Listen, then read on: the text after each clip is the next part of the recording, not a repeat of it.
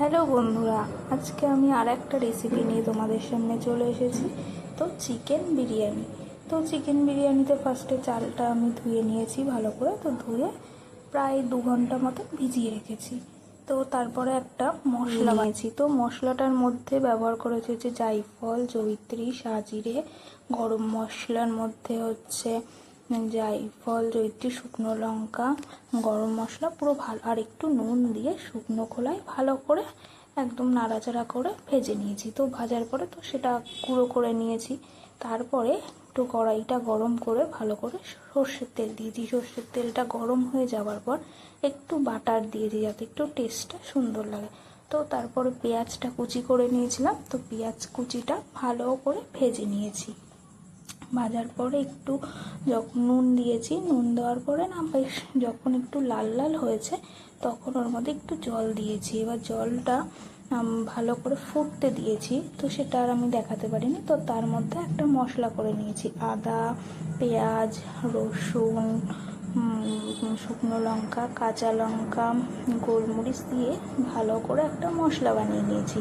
তো মশলাটা বানানোর পরে এইদিকে পেঁয়াজের রসটা যখন ফুটে উঠেছে তখন এটা দিয়ে দিয়েছি মশলাটা। তো মশলাটা দেওয়ার পরে ওর মধ্যে ধনে গুঁড়ো, জিরে গুঁড়ো, হলুদ, লবণ, নুন ভালো করে দেওয়ার পরে এটাকেও একটু ভালো করে ফুটিয়েছি।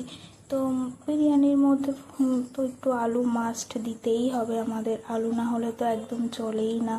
তো আলুটা ভালো করে সিদ্ধ করে নিয়ে ভালো করে দেওয়ার পরে হচ্ছে যে মশলাটা করে রেখেছিলাম সেই মশলাটা দিয়ে ভালো করে প্রায় 10-15 মিনিট মতো আলুটাকে সিদ্ধ করে নিয়েছি, ধরুন ওই 90% মতো। তারপরে আলুটা তুলে নিয়েছি। আলুটা তুলে নেওয়ার পরে একে একে তারপরে ওর মধ্যে চিকেনটা দিয়ে দিয়েছি। চিকেন তো দিতেই হবে চিকেন বিরিয়ানিতে। তো চিকেনটা দেওয়ার পরে ভালো করে ওর মধ্যে আর একটু গোলাপ জল, আতর, তারপরে একটু বিরিয়ানি মশলা যেটা বানিয়েছি একদম বাড়িতে বানানো সেই মশলাটা দিয়ে ভালো করে একটু নাড়াচাড়া করে এটা একটু ঢেকে দিয়েছি যাতে চিকেনটা একটু ভালোভাবে সিদ্ধ মজে আসে। তো ভালোভাবে যখন মজে আসার পরে একটু ঝোলটা যখন গাঢ় হবে তো ওইদিকে মজছে আর এদিকে একটু দুধের মধ্যে কেশর ভিজিয়ে রেখেছি। তো কেশরটা যখন একটু আগে থেকে ভিজিয়ে রাখতে হবে, না হলে তো তার কালারটা আসবে না। এবার ওই মাংসটার মধ্যে আবার একটু আলুগুলোও দিয়ে দিয়েছি একবারে, দিয়ে ভালো করে মজতে দিয়ে একটু ঝোলটা যখন গাঢ় হয়েছে তখন নামিয়ে রেখেছি। তো এরপরে পাশে আরেকটি হাঁড়িতে জল দিয়ে জলটা গরম হতে হতে একদম ওপরে ঢাকনির পরে গরম মশলা, তেজপাতা, নুন দিয়ে গরম হচ্ছে সেটাও দিয়েছি। এবার জলটা যেই গরম হয়েছে সেগুলো সব ঢেলে দিয়েছি। তো ঢালার ফলে তাহলে ভালো একটু টেস্টটা আসবে। আর হ্যাঁ, এলাচটা না একটু থেতো করে দিয়েছি।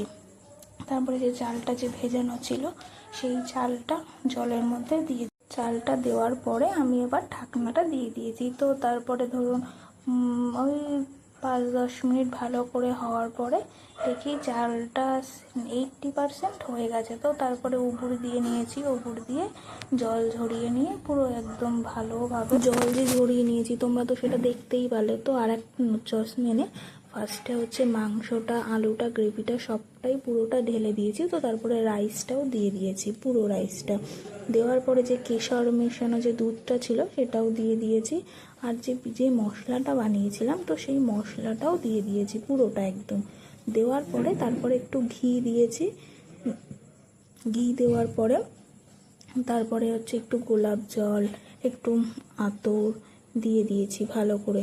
তো দেওয়ার পরে তো সেটা আমি আর ক্লিপটা নিতে পারিনি। তো তারপরে এবার ভালো করে মুখ আটকে আটা দিয়ে ভালো করে গ্যাসে বসিয়েছি পুরো 45 মিনিট।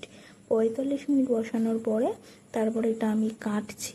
তো দেখো তোমরা যে কেমন হয়েছে এবং দেখে আমাকে জানাবে যে আমার বানানো যে স্পেশাল চিকেন বিরিয়ানি তো কেমন হয়েছে। তোমরা অবশ্যই কমেন্ট করে জানাবে যে কেমন হয়েছে বা কালার কেমন হচ্ছে। আর তোমরা অবশ্যই বাড়িতে বানাবে, বাড়িতে বানিয়ে আমাকে অবশ্যই বলবে যে এটা কেমন হয়েছে এবং দেখতে কেমন হয়েছে।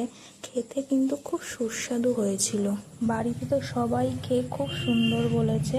এবং তোমরাও অবশ্যই কমেন্ট করে জানাবে যে কেমন হয়েছে, বা তোমরাও অবশ্যই বাড়িতে বানাবে।